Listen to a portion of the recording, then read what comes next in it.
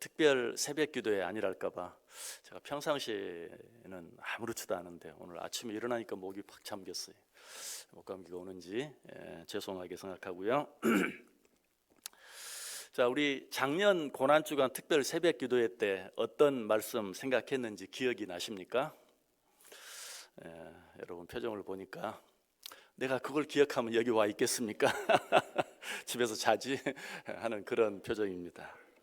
작년에 고난주간 특별 새벽 기도회 때 히브리서 12장 1절부터 4절까지 있는 말씀 생각하면서 우리가 어떻게 하면 많은 고난 가운데서도 낙심하지 않고 승리할 수 있는가 하는 것 생각해 보았어요.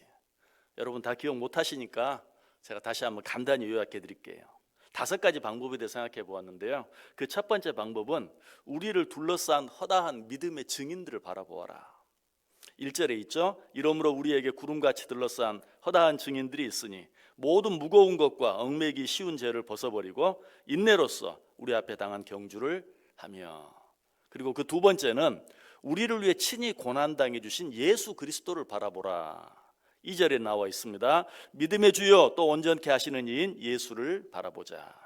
그리고 세 번째는 어떤 고난 속에 있다 할지라도 낙심하지 말라는 것에 대해 생각했고요. 네 번째는 죄인들이 자기를 거역한 일을 끝까지 참아내시니 즉 예수 그리스도를 깊이 생각하라. 3절 너희가 피곤하여 낙심하지 않기 위하여 죄인들이 이같이 자기에게 거역한 일을 참으신 일을 생각하라.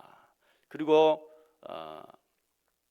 5번째는 내가 힘들고 어려운 것은 사실이나 아직 피를 흘리지는 않았다는 사실을 기억하라. 4절에 너희가 죄와 싸우되 아직 피 흘리기까지는 대항하지 아니하고. 자, 이 말은 조금 이해하기가 쉽지 않죠. 어떤 뜻입니까? 한마디로 네가 더 이상은 도무지 참을 수 없다고 말하나 아직 죽지는 않았지 않느냐. 그러니 이 사실을 기억하고 낙심하지 말라라고 말씀드렸어요. 자, 그런데 오늘 본문은 어떻게 시작하고 있습니까? 또라는 말로 시작되고 있어요. 이 말씀은 오늘 본문이 본문 앞에 나오는 말씀과 연결이 되어 있다는 뜻이죠. 즉 낙심을 이기기 위해서 우리가 알아야 될 것이 더 있다는 것이. 자, 그것이 무엇입니까? 5절 보세요. 또 아들들에게 권하는 것 같이 너희에게 권면하신 말씀도 잊었도다. 너희가 아버지이신 하나님께서 아들인 우리들에게 하신 권면의 말씀을 잊었다는 것이. 이 말을 바꾸어서 이야기하면 아버지께서 아들인 우리들에게 하신 권면의 말씀을 기억해야 한다. 그 말씀을 기억해야 너희에게 어떤 고난이 있든지 너희들이 낙심하지 않을 수 있다는 것이. 자, 그런데 아버지신 하나님께서 우리들에게 하신 말씀이 어떤 말씀입니까? 5절 뒷부분에 나와 있어요. 일러스되 내 아들아 주의 징계하심을 경히 여기지 말며 그에게 꾸지람을 받을 때에 낙심하지 말라. 자, 이 말씀은 잠언 3장 11절과 12절에 있는 말씀인데 이 말씀을 인용한 것이. 우리 잠언에 있는 말씀 한번 같이 읽어볼까요? 잠언 3장 11절 12절 같이 읽습니다. 내 아들아 여호와의 징계를 경히 여기지 말라. 그 꾸지람을 싫어하지 말라. 대저 여호와께서 그 사랑하시는 자를 징계하시기를 마치 아비가 그 기뻐하는 아들을 징계함같이 하시느니라. 아멘. 자, 우리들은 언제 낙심하고 실망합니까? 어렵고 힘든 일이 있을 때 낙심하고 실망합니다. 그런데 오늘 말씀은 너희들이 낙심하는 이유가 사실은 그것 때문이 아니다.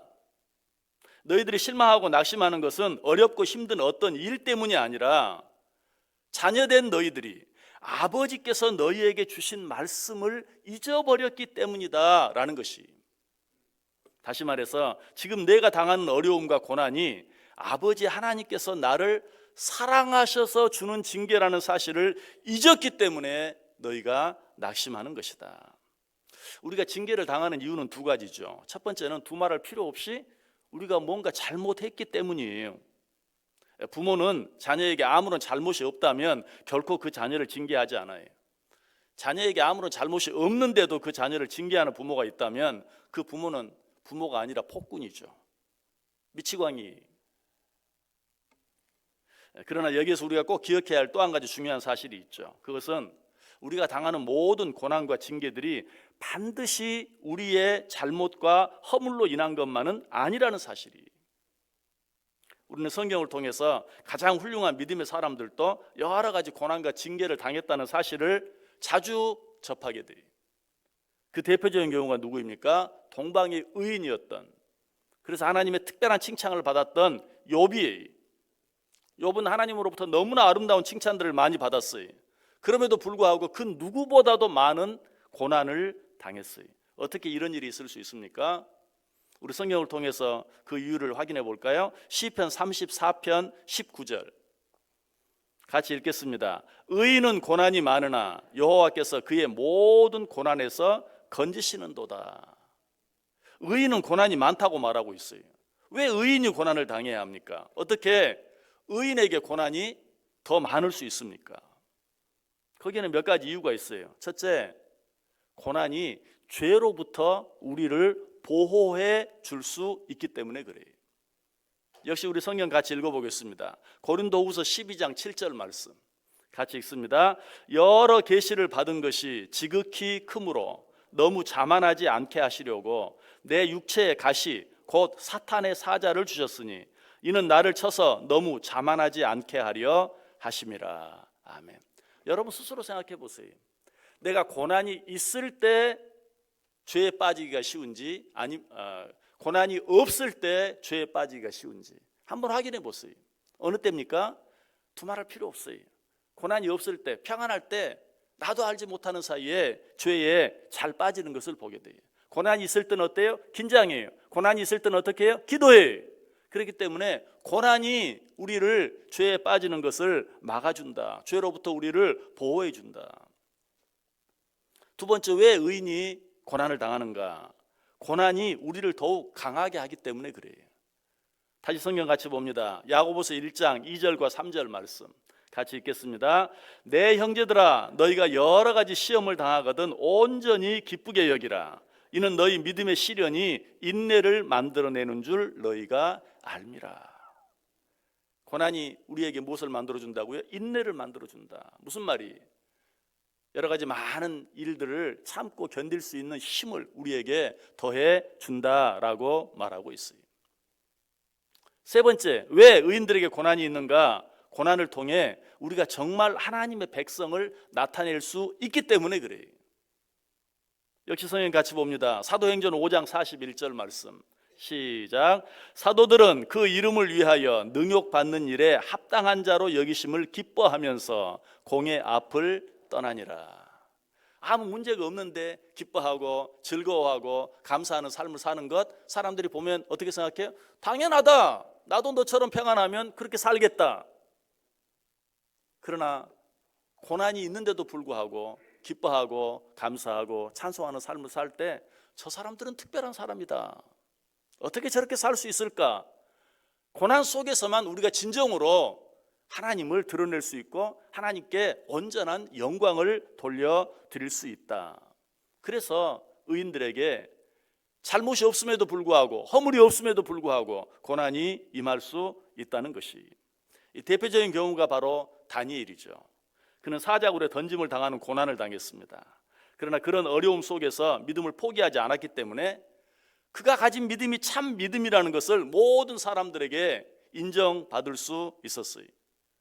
그가 고난 가운데서도 그 모든 것들을 견디고 이겨냈기 때문에 그가 믿는 하나님이 참 하나님이라는 사실을 모든 사람들에게 증거할 수 있었던 것이. 자, 우리 또 성경 같이 읽어볼까요? 다니엘서 6장 26절 말씀 같이 읽습니다. 내가 이제 조서를 내리노라. 내 나라 관할 아래에 있는 사람들은 다 다니엘의 하나님 앞에서 떨며 두려워할지니 그는 살아계시는 하나님이시요 영원히 변하지 않으실 이시며 그의 나라는 멸망하지 아니할 것이요 그의 권세는 무궁할 것이며. 다니엘이 고난 가운데서 그의 믿음이 변치 아니함으로 말미암아 그가 믿는 하나님이 진짜 하나님이다, 하나님을 알지 못하던 자들이 하나님을 인정하게 만드는 기회가 되고 계기가 되었던 것을 보게 돼요. 자, 그렇다면 우리에게 주어진 고난과 징계들 앞에서 우리들이 마땅히 취해야 할 자세는 어떤 자세입니까? 다시 성경 같이 봅니다.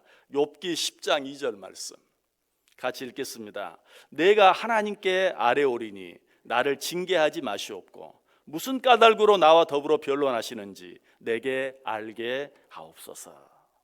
하나님께서 내 허물과 잘못으로 인해 징계하시는 것인지, 아니면 나를 죄로부터 보호하시기 위해서, 혹은 나를 더 강하게 하기 위해서, 아니면 내 고난을 통해서 하나님을 더 드러내고 하나님께서 영광 받으시기 위해서 내게 고난을 주시는 것인지, 그 이유를 하나님께 물을 수 있어야 돼요.